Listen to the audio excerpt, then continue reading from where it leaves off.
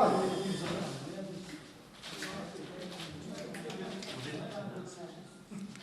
الله الرحمن الرحيم.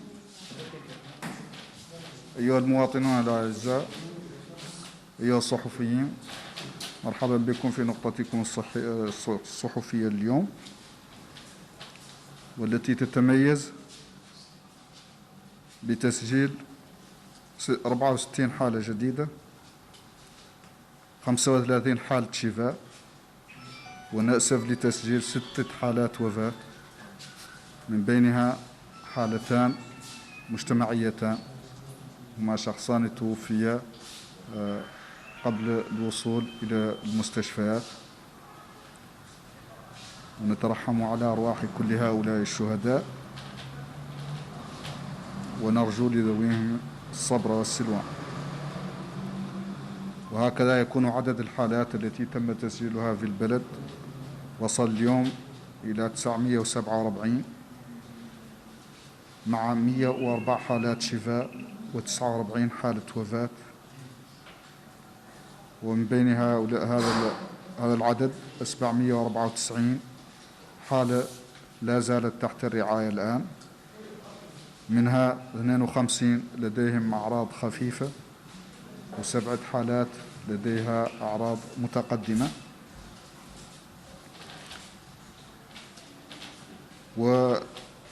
وتتوزع حالات الشفاء كالتالي: 32 شخص من تبرق زينة تم شفاؤهم، و3 أشخاص من مدينة روسو في ترارزة. أما بالنسبة للتشخيص، وقد تم إجراء اليوم 680 فحص، من بينها 56 فحص للمتابعة و624 فحص للتدقيق، وهو ما يجعل عدد الفحوص التي تم إجراؤها حتى اليوم هو 11041 فحص. أما فحوص اليوم فتتوزع بين 583 في نواكشوط. وهذا العدد يرتفع نارا لإجراء قرابة 300 فحص لدى مواطنين العائدين من الخارج. تم إجراء الفحوص السريعة لهم عند وصولهم للمطار يوم أمس. وكذلك لدينا 7 فحوص من آدراب، وفحص من العصابة، و29 فحص من نواذيبو، وفحصان من الترارزة. وتتوزع الحالات الجديدة على النحو التالي: 12 حالة من دار النعيم، 20 حالة من تيارت، حالة واحدة من توجونين، في الأقصر 5 حالات، في تفرق زينة 9 حالات، 11 حالة في عرفات، حالة واحدة في الميناء، حالة في الرياض، بوتيليميت حالة واحدة، في روسو حالة، وفي كيفا حالة واحدة، كما في نواذيبو حالة واحدة.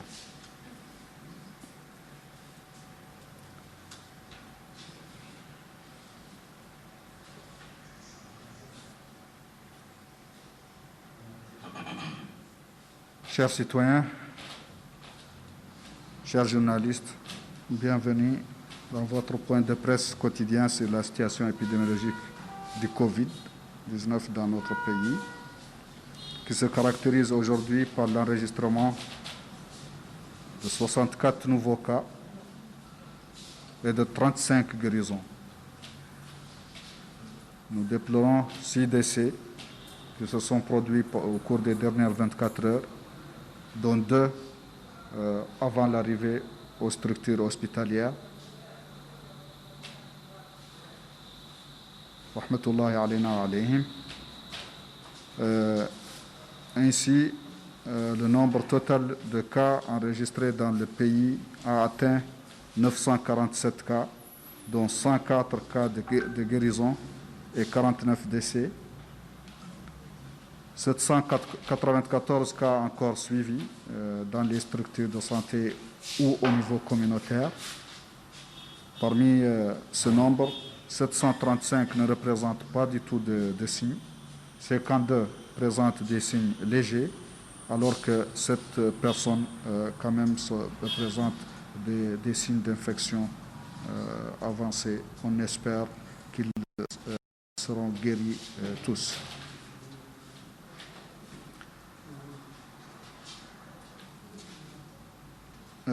Quant au diagnostic, on a effectué au cours des dernières 24 heures 680 tests, dont 56 tests de suivi et 624 de diagnostic, ce qui porte le nombre de tests réalisés jusqu'ici à 11 041. Et les 680 tests effectués au cours des dernières 24 heures se répartissent ainsi qu'il suit. 583 tests en Nouakchott, dont près de 300 effectués auprès de nos citoyens rapatriés de l'étranger. 7 en Adrar, un test de la Saba, 2 tests du Brakna, 29 de Nouadhibou et 2 du Trarza. Les nouveaux cas se répartissent ainsi qu'il suit. 12 de Dar Naïm, 20 de Tayeret, 1 cas de Toujouni, 5 de Dixar, 9 de Tevraghzena, 11 cas d'Arafat, 1 cas d'Elmina, 1 de Riyad, 1 de Boutilimid, 1 de Rosso, 1 de Kifa et 1 cas de Nouadhibou.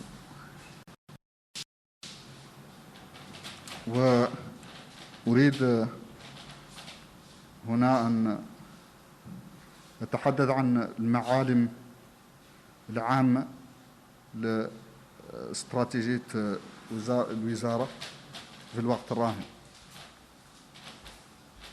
ولهذا لا نتكلم عن استراتيجية الفحص واستراتيجية العلاج. وقبل ذلك أختار أذكر على أن الهدف من هذه الاستراتيجيات بات الحد من الوفيات، الحد من الخسائر. وبالتالي استراتيجية التشخيص تنبني على أساس على أن عندنا أعراض مشابهة لأعراض مرض كوفيد-19، وبالتالي بلغناها للناس كاملة وعبأنا عليها الناس كاملة، وظاهر يعني ياسر الناس عاد يعرفها. وهي عبارة عن حمى وكحة، أحيانا ضيق في التنفس، وخاصة إلى أن يزاد عليهم مخالطة معروفة الحد مصاب بهذا المرض. حد كامل عنده الأعراض لا نحاول نعدلوا له فحص سريع. يا غير مولي الأشخاص اللي وعدل لهم الفحص السريع لا يزاد هما يعدل لهم نوع من التمايز باللي فهم الأشخاص اللي يعدل لهم فحص سريع لا على أنهم كانت عندهم حالة مخالطة ولا عندهم مشكلة هم ونفسهم، وفهم الحالات اللي ما عندهم أعراض يقر عندهم عوامل الخطر. وعوامل الخطر هي اللي تكلمنا عنها: السن المتقدمة أكثر من 65 سنة، وحالات أمراض مزمنة كيف أمراض القلب والشرايين وأمراض الكلى والسرطانات وإلى آخره، الأمراض المزمنة المعروفة.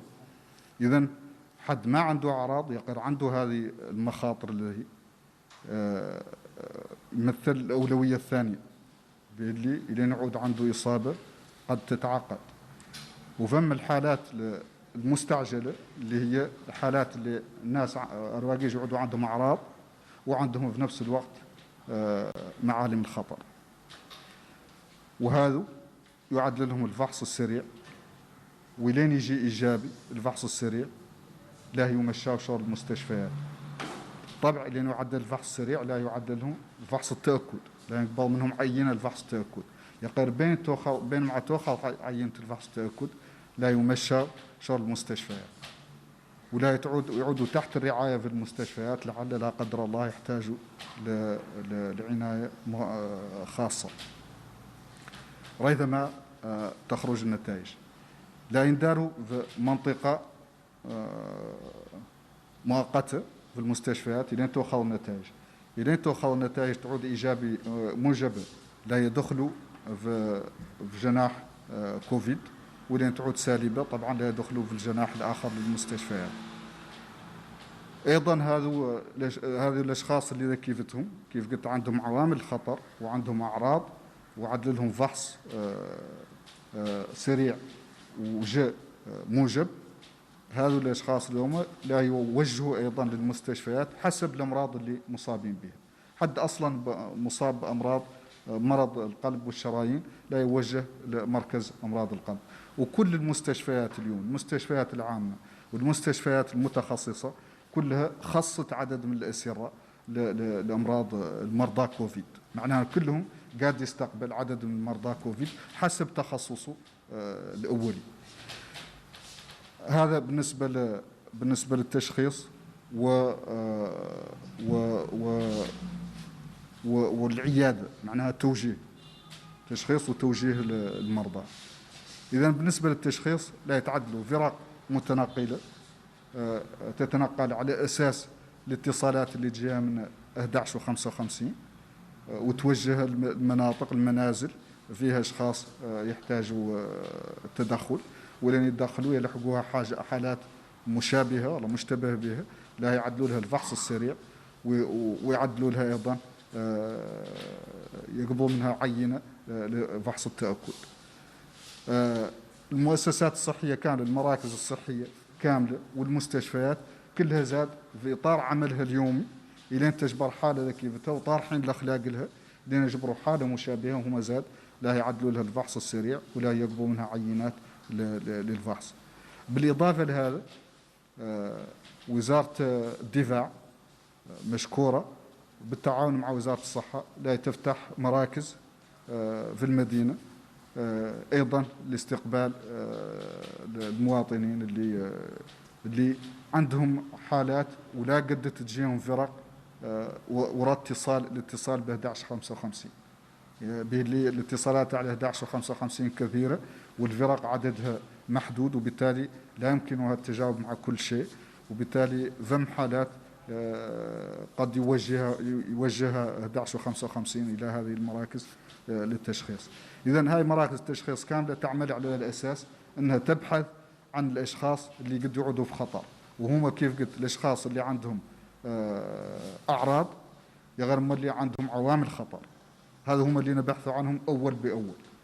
عقب ذاك الأشخاص اللي عندهم عوامل خطر غير ما فات عندهم أعراض ويقد يعودوا لا قدر الله قاع غير مصابين، لعل تعود فم إصابة نعودوا نتعرفوا عليها. والمرحلة الثالثة الأشخاص اللي للتشخيص بصورة عامة للناس الأخرى، ولا يتم توجيه المرضى إذن حسب الأولويات. إذن هون نختار نقول المواطنين عليهم لا يوجهوا للمستشفيات، وطبعا لا بد من المستشفيات تعدل نوع من الفرز، الدور تحكم وحدين والدور تبلس وحدين، والذي لا ينطلسوا بعد معاينة الطبيب وبعد تشخيص حالتهم، معناه أنهم يقدروا ينطلسوا، وذوك اللي ينكردوا معناه أنهم أولوية يلا ينكردوا.